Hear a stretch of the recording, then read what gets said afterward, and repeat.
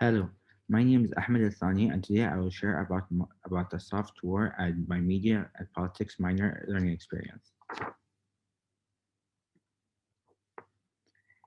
The courses I have taken at Northwestern University in Qatar are Sports, Media and Society, taught by Professor Craig LeMay, and Internet and Society, taught by Professor Banu. I am also currently taking New Media and Social Change, taught by Professor Martin.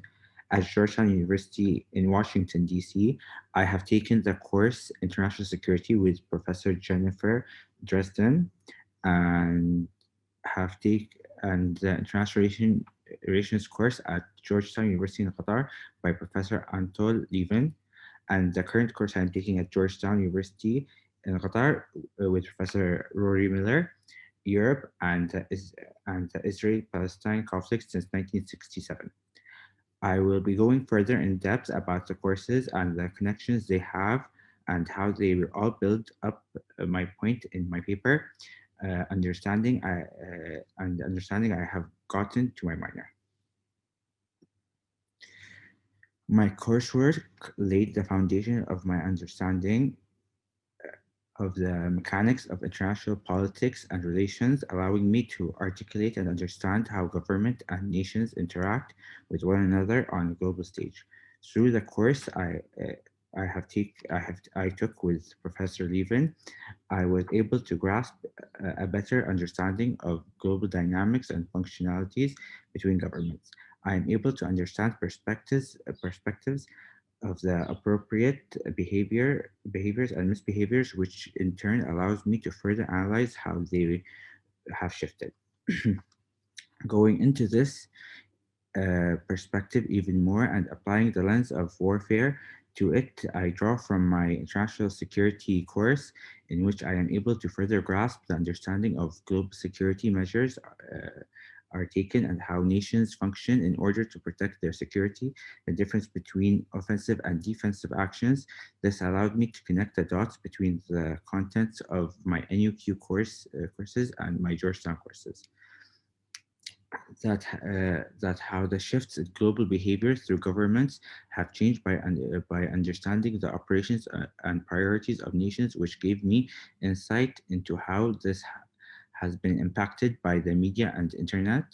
Moreover, looking at my current course, EU and Israel-Palestinian conflict provides me the historical perspective of nations' interactions on global stage, although isolated to the EU, shows how it can dictate the outcome of another nation, linked these with the military actions and sanctions. I get to see the clear shift in global behaviors through time.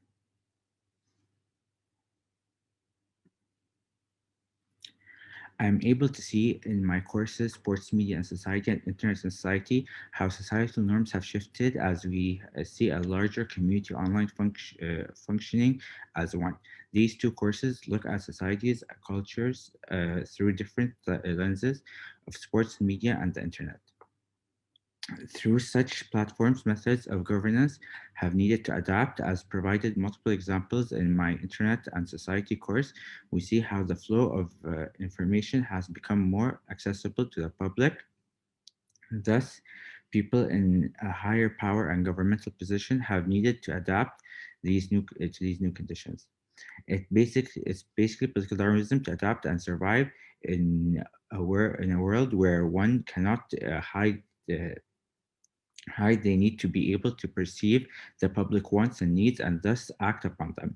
That is why it has become harder for governments to act on matters such as wars and aggressive actions towards one another, as history shows that there tends to be their natural course of action. It has become harder to legitimize the public and the global stage on the rationality behind such actions. This shift in societal norms and turn governmental behaviors is highlighted further in my current course, New Media and Social Change, in which we look at the direct link between how when modern technology and access to the internet is provided to an underdeveloped country, we see a shift in the communal mentality and behaviors. It also provides access to perspective to the community of a larger global culture and diversity. And as the mentality shifts, so does the internet and social media. Then is reflected on in society, and so on. The cycle repeats. As these shifts are created, we see it impacts on governance. These nations have needed other forms of aggressive interaction that are less direct than what they have been used to. Forms such as sports, global events, the narrative on the media, and the internet. I will be looking more in depth into this through case study and sources from my courses out out of my courses that look at the idea of modern day warfare and how it has adapted to the times and development of software. My paper is based on the idea of how it has become globally taboo for nations to take actions, implement policies, or display any form of direct aggression towards each other. The consequences of these modern day soft war are also less costly than a military attack or embargo intended against other nations, both economically and diplomatically. And with internal stability and security, it has also become harder for governments to legitimize global military actions or aggressive sanctions towards one another due to the globalization of media and accessibility of information that social media has provided to the public sphere. All of these has led to a growing tension between nations. Therefore, new outlets has developed between nations that allow them to aggressively interact with with each other, but in an indirect way, which is where my idea of software has developed. This idea was analyzed through more in depth later on my paper by applying this to the example of the Russian doping scandal as my main case study, supported with other topics brought up out of my courses, such as Hong Kong and Chinese independence issues, and growing tensions between India and China, uh, the Senkaku and Tiawi Islands, uh, and embargo imposed against Qatar. My main case study is drawn from the documentary Icarus by filmmaker Brian Fogel, who aims to cover the story of the Russian doping scandal. The movie was shown in my sports media and society course. It looks at the operation behind the years of the Russian operation of the doping scandal of their athletes in order to enhance their performances to win global sporting events such as the Olympics. Not only do we see this documentary how Russia has been doping their athletes, but also putting major state funding in order to produce more performance enhancing drugs on how to pass drug tests, operations that would go to the extent of swapping urine samples.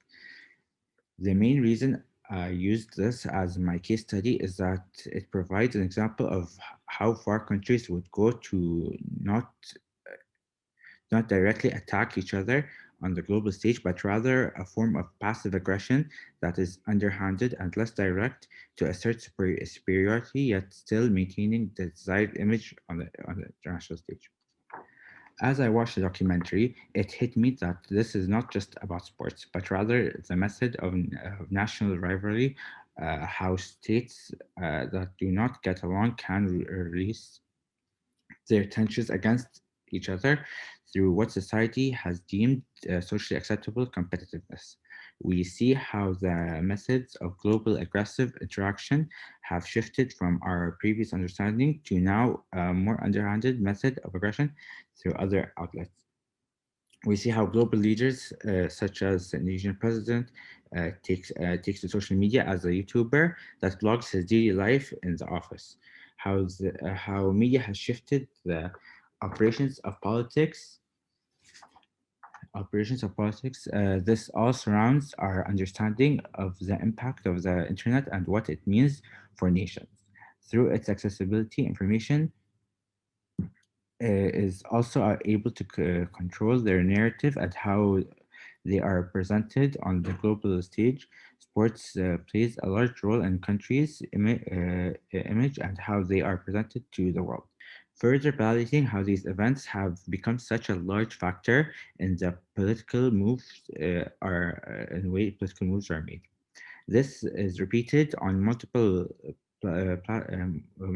platforms through several nations, each trying to prove the national superiority of each other while maintaining benevolent facade on the global stage.